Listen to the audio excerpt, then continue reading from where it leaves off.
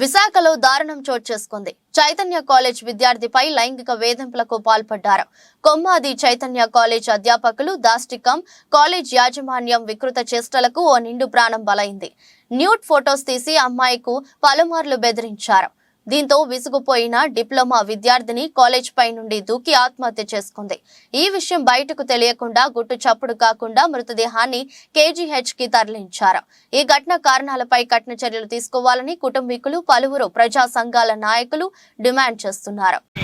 Shri Chaitanya college కొమ్మద్దులో చదువుతుండగా యాజమాన్య లోపం వల్లే అమ్మాయి చనిపోయింది.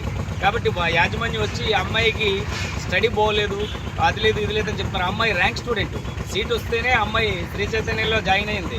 అలాంటి అమ్మాయిని ఈరోజు అన్యాయంగా బలైపోవడానికి కారణం శ్రీ చైతన్య యాజమాన్యం వల్లే ఆ అమ్మాయి ఈరోజు ప్రాణాలు తీసుకోవడం జరిగింది. ఆ అమ్మాయికి తగినంత న్యాయం చేయవలసిందిగా ప్రభుత్వాన్ని మేము కోరుతున్నాం. అలాగే శ్రీ చైతన్య యాజమాన్యం పూర్తిగా దీనికి బాధ్యత వహించవలసి ఉంటుంది. ఎందుకంటే ఇప్పుడు వచ్చారు, ఏదో తూతూ మాత్రకి చెప్పేసారు, వెళ్ళిపోయారు.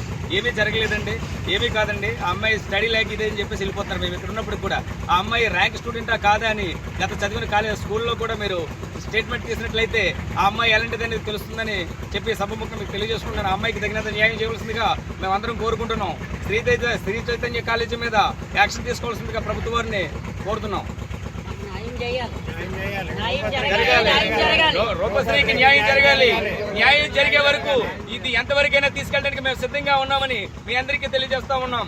ఈ అమ్మాయికి తగినంత న్యాయం జరిగే వరకు ఎక్కడా విడిచిపెట్టే పని లేదు.